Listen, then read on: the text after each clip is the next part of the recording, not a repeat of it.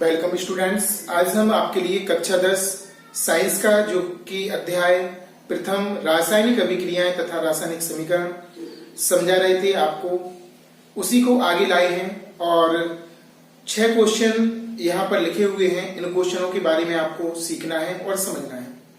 Very very important question है। इससे पहले हमने 4 क्वेश्चन और वेरी वेरी मोस्ट आपको बताए थे। आज 6 क्वेश्चन लेके आए हैं आपके सामने, तो आपको क्लियर होना चाहिए कि इस वीडियो में हम देख क्या रहे हैं। रासायनिक अभिक्रियाओं तथा रासायनिक समीकरणों से संबंधित क्वेश्चन हैं जो कि एग्जाम की दृष्टि से वेरी वेरी इंपोर्टेंट एग्जाम में पूछी जाती हैं। तो चलते हैं पहले क्वेश्चन की ओर। पहला क्वेश्चन आपका है, सिल्वर क्लोराइड को गहरे काले रंग की बोतल में क्यों भंडारित किया जाता है। तो बात आती है, भंडारित माने होता रखना, रखना, इसको क्लियर करना। भंडारित का अर्थ क्या है? रखना। क्या है इसका अर्थ? रखना। वो ये कह रहे हैं कि जो आपका सिल्वर क्लोराइड AgCl, ठीक है ना, जो सिल्वर क्लोराइड है उसे हम गहरे रंग की बोतल में, जिसमें कलर हो चारों तरफ, दिखाई ना दे अंदर का, या काले रंग की बोतल में रखते हैं। इसका रीजन क्या है, क्यों ऐसा हमें करना पड़ता है? क्योंकि रसायन विज्ञान है, रीजन मांगती है भाई। तो इसका मुख्य रीजन है आपकी धूप।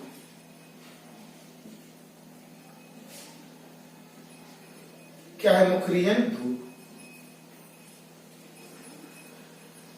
क्योंकि सिल्वर क्लोराइड जो है वो धूप के प्रति बहुत अधिक संवेदनशील है। कैसा है? संवेदनशील।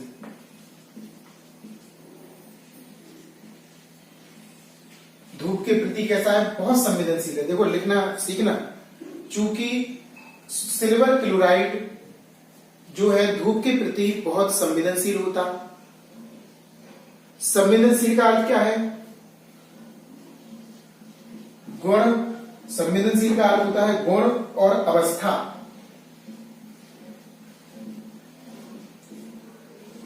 गुण और अवस्था में परिवर्तन हो जाता है। सिल्वर क्लोराइड जैसे धूप के संपर्क में आता है या धूप उस पर पड़ती है तो तुरंत ही संवेदनशील हो जाता, अर्थात गुण और अवस्था में परिवर्तन होने लगता है, बदलाव होता है इसमें। तो इससे बचाने के लिए कि संवेदनशील ना हो, धूप के प्रति संवेदनशील है, तो अवस्था और गुण में कोई परिवर्तन ना हो, सुरक्षित रखने के लिए उसे धूप से बचाकर रखा जाता है। ठीक है ना? क्यों रखा जाता है अगर कोई पूछे, तो धूप के प्रति संवेदनशील होती है। जो सोडियम क्लोराइड, जो सिल्वर क्लोराइड है, सिल्वर क्लोराइड धूप के प्रति बहुत अधिक संवेदनशील है। अतः इस कारण से सिल्वर क्लोराइड को धूप से बचाकर रखते हैं। इसलिए गहरे तथा काले रंग की बोतल में उसको भंडारित करते हैं। गहरे और काले रंग की बोतल में उसको भंडारित करते हैं। क्लियर? पहला क्वेश्चन ये नोटबुक में आपको नोट करना है, जैसे कि हमने आपको एक्सप्लेनेशन करके बताया है। शब्द बड़े ध्यानपूर्वक सुनना, निकाल के वीडियो नहीं देखना, क्योंकि साइंस है और साइंस में आपको हमेशा पूरे शब्दों को ध्यान से सुनना पड़ेगा, तभी आप लोग डेफिनेशन लिख पाओगे। तो क्लियर हुआ होगा कि सिल्वर क्लोराइड को गहरे काले रंग की बोतल में क्यों भंडारित किया जाता है। चूंकि हम जानते हैं कि सोडियम क्लोराइड धूप के प्रति बहुत अधिक संवेदनशील होता है, अर्थात धूप में के संपर्क में आने पर गुण अवस्था में परिवर्तन हो जाता है।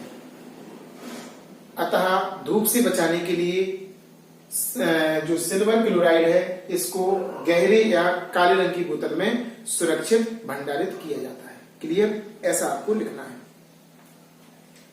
अब दूसरा क्वेश्चन आता है आपका, Na2 plus 3H2 arrow 2Na3 की रासायनिक अभिक्रिया पहचानिए। की रासायनिक अभिक्रिया पहचानिए।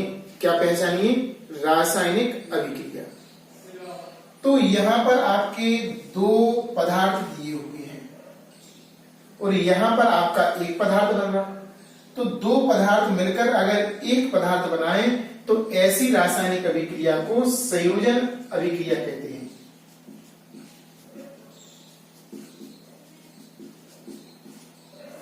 कौन सी अभिक्रिया कहते हैं?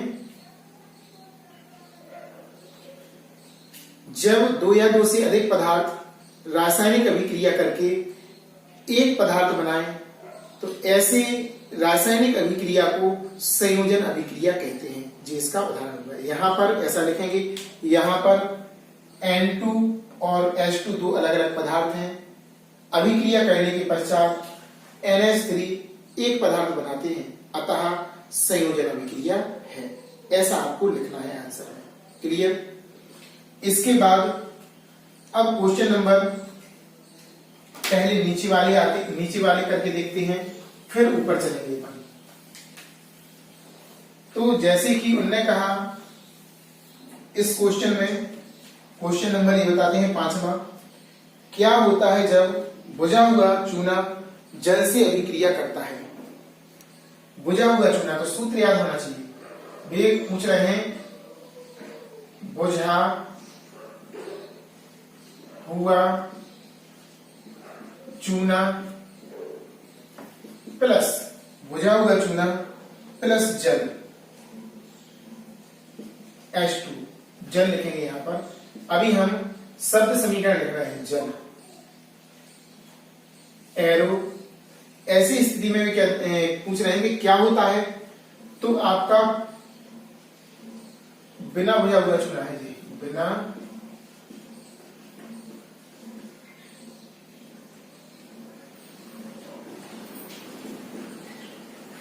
बुझा हुआ चूना लिखा है ना इसमें, देखो एरो, तो बुझा हुआ चूना प्राप्त होता है। बुझा हुआ चूना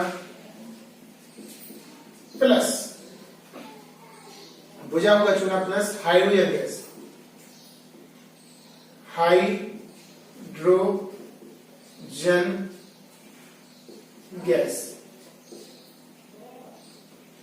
हाइड्रोजन गैस। कौन सी गैस? Hydrogen gas.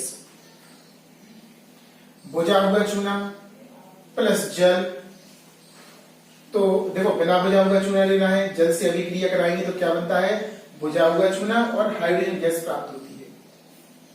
कौन सी गैस प्राप्त होती? हाइड्रोजन। तो बात करते हैं, यहां से एक क्वेश्चन और बन जाता है आपका, गुब्बारे में कौन सी गैस भरी जाती है? Hydrogen gas. क्यों भरी जाती है? क्योंकि ये हल्की गैस होती है। इसी कारण से गुब्बारा जब हाइड्रोजन गैस भरते हैं, छोड़ देते हैं, तो ऊपर की तरफ भागता है, क्योंकि हाइड्रोजन का जो कक्षा है वो ऊपर है ना, इसलिए हाइड्रोजन ऊपर की तरफ भागेगा। तो गुब्बारे में यहाँ पे एक नंबर में पूछा जाता कि गुब्बारे में कौन सी गैस भरी जाती, तो हम लिखेंगे सबसे हल्की गैस जो हाइड्रोजन होती। हीलियम भी भर देते हैं, हीलियम भी थोड़ी हल्की है ना। हीलियम गैस का भी प्रयोग करते हैं, हीलियम ज्यादा लिखा जाता है उसमें, हाइड्रोजन भी भर सकते हैं। तो यहां पर बुझा हुआ चूना, इसका सूत्र होता CaO प्लस, सूत्र आपको याद करना पड़ेगा। जल जो हम पीते हैं, जिसको रोज पीते हैं, उसका एक फॉर्मूला है H2O। रसायन विज्ञान में उसको H2O कहते हैं। एरो, अभिक्रिया करने के पश्चात CaOH का होल ट्वाइस।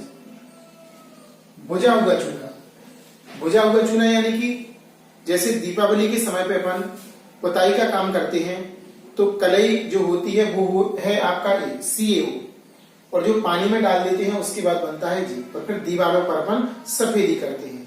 कैसी करते हैं? सफेदी। इसके साथ साथ H2 प्राप्त होता है। कौन सी गैस होती है? H2 प्राप्त। तो इस प्रकार हम अभिक्रिया को लिख सकते हैं। ये भी बहुत ही इंपोर्टेंट क्वेश्चन था आपका। बिना बुझा हुआ चूना CaO जल के साथ अभिक्रिया करता है H2O, बनता क्या है ये आपको ध्यान रखना पड़ेगा। क्वेश्चन में ही लिखा था, पूछा था। तो बुझा हुआ चूना प्राप्त होता है CaOH का होल ट्वाइस, और क्या निकलती है? Hydrogen gas H2। ठीक है ना। इसकी भौतिक अवस्थाएं भी लिख सकते हैं। ये लिक्विड है आपका,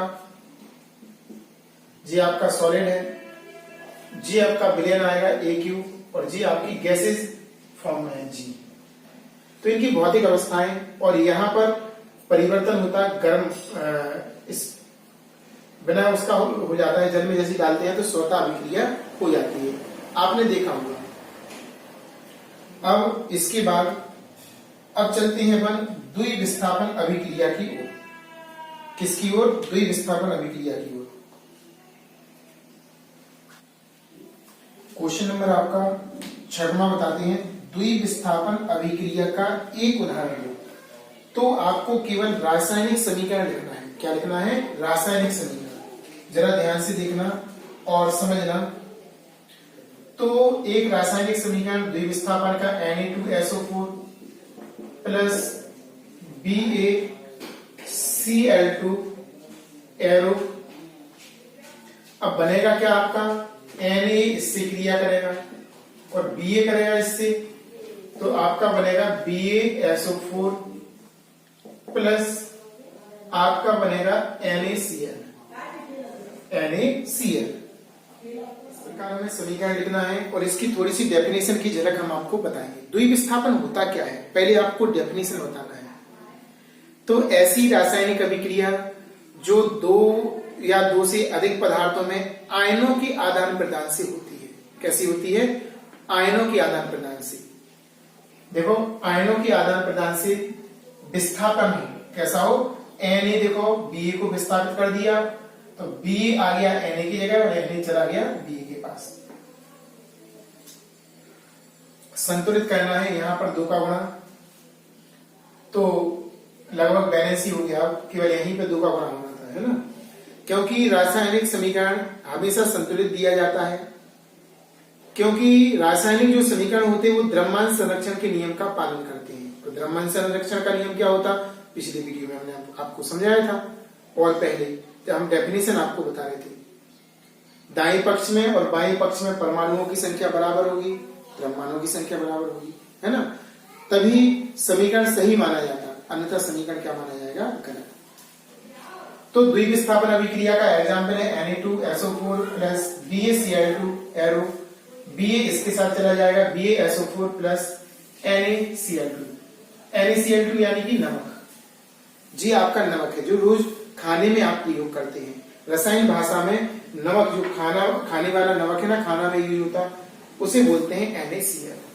आपको क्लियर हुआ होगा। अब इस क्वेश्चन को भी आपको डेफिनेशन, द्रव्यमान संरक्षण के नियम की रिवीजन कर लेना, द्विविस्थापन अभिक्रिया की भी रिवीजन कर लेना, और समीकरण को तो याद आपको करना ही है।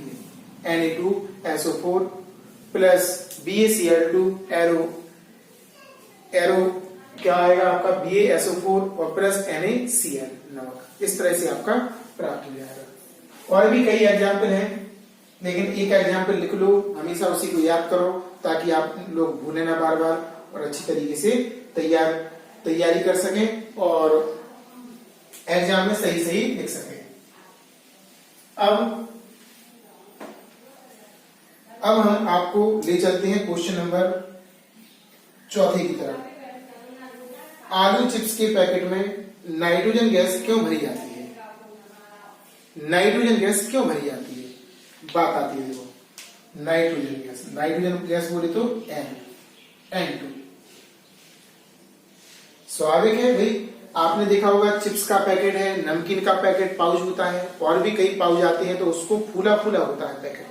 चिप्स निकलते हैं 4-5, पैकेट ऐसा फूला रहता है जैसे पूरा भरा हो, है ना। दूर से दिखाई देता कि बहुत सारा है, इसमें खोलने पर कुछ नहीं होता, उसमें नाइट्रोजन निकलती है N2 के माध्यम से। क्यों ऐसा होता है? क्योंकि जो आपके वसायुक्त या तेलीय, वसायुक्त या तेलीय पदार्थ होते हैं, जो ऑक्सीजन से अभिक्रिया करके उपचयित हो जाते हैं। क्या हो जाते हैं? उपचयन, जो कि डेफिनेशन में उपचयन या उपचयन, ऑक्सीजन से क्या होते हैं? उपचयन, उपचयित हो जाते हैं, उपचयन हो जाते हैं, जिससे इनमें दुर्गंध आने लगती है और पदार्थ खराब हो जाते हैं। स्वाद में भी परिवर्तन हो जाता है, गंध में भी परिवर्तन होता और स्वाद में भी परिवर्तन होता है ना। इसमें होता है गंध और स्वाद। तो इससे सुरक्षित रखने के लिए हम क्या करते हैं कि जो खाद्य सामग्री जो बनती हैं उनको लंबे समय तक सुरक्षित रखने के लिए हम क्या करते हैं, पाउचों में से ऑक्सीजन को निकालते हैं और नाइट्रोजन भर देते हैं। बात आती है नाइट्रोजन ही क्यों भरते हैं, क्योंकि नाइट्रोजन की क्रिया बहुत कम क्रियाशील तत्व है। नाइट्रोजन क्रिया कम करता है तेलीय पदार्थों से, इसलिए वो उपचयन नहीं हो पाता और हमारा खराब नहीं होता है। तो इस तरह से आपको इसकी डेफिनेशन देना है कि आलू चिप्स के पैकेट में नाइट्रोजन गैस क्यों भरी जाती है। हम देखेंगे आलू के जो चिप्स के पैकेट होते हैं उसमें अगर ऑक्सीजन गैस रहेगी तो वह ऑक्सीजन से अभिक्रिया करके तेलीय पदार्थ, वसा पदार्थ उपचयित हो जाएंगे और उपचयन से वे उनकी गंध और स्वाद दोनों ही बदल जाएंगे और खराब हो जाएंगे। लंबे समय तक सही रखने के लिए उसकी जगह पर नाइट्रोजन गैस भरी जाती है जिससे कि वो खराब ना हो। क्यों खराब ना हो, क्योंकि नाइट्रोजन गैस कम क्रियाशील गैस है और ये चिप्स से जो खाद्य पदार्थ हैं उससे अभिक्रिया बहुत कम करती है और जिससे वो खराब नहीं होते हैं, है ना। ये हो गया। आखिरी क्वेश्चन और बचा है तीसरा, इसको भी आपको समझना है। बहुत अच्छा क्वेश्चन है, समझने वाला क्वेश्चन है, तो इसको समझाते हैं। जब तक इनको एक बार दोहराइए। तो गर्मियों में दूध कक्ष ताप पर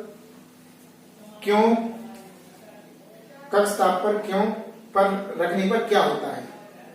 गर्मियों में दूध को कक्ष ताप पर रखने पर क्या होता है। बात आती है, इसमें शब्द आया कक्ष ताप।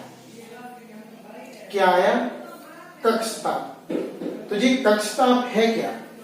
कक्ष ताप माने हमारे कमरे का ताप, ठीक है ना।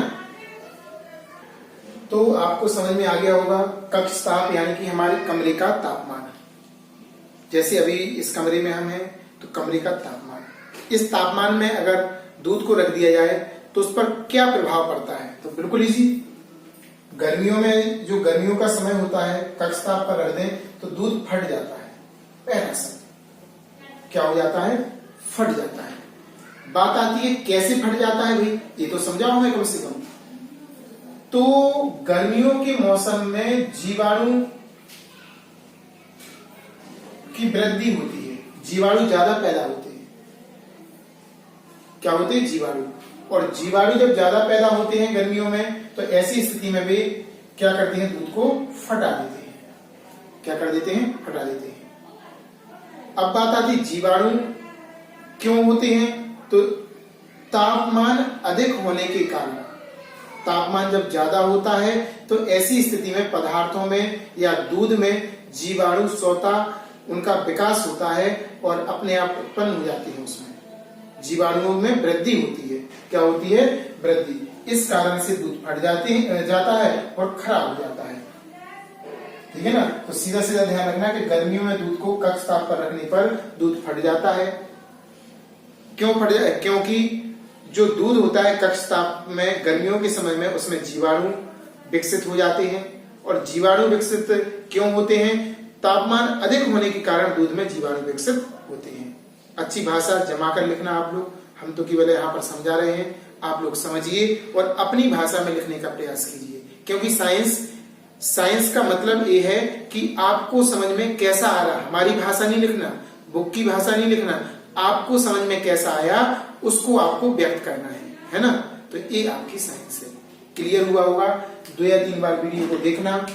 नोटबुक पर सारी परिभाषाएं जितनी हमने आपको बताई हैं सारी परिभाषाएं नोट करना है और बार बार याद करना है ताकि याद हो जाए। और वीडियो को कम से कम 2 या 3 बार निश्चित देखें ताकि जो शब्द हैं वो आपको पूरे समझ में आए।